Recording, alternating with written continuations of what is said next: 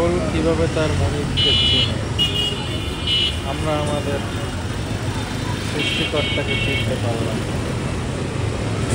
এই ভদ্রমহিলা কোথায় যেন যাবে, ওই পাশের গলিতে থেকে আসছে ছাগলটা তাদের পিছন পিছন।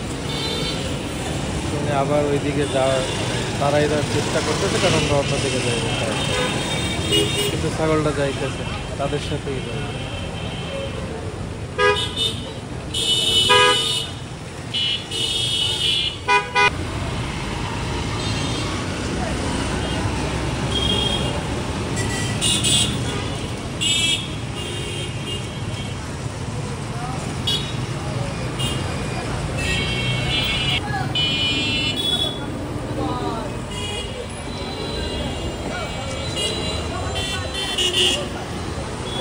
শত চেষ্টার পরেও পাঠাইতে পারলো না, তাই আবার সাথে করে নিয়ে যাইতে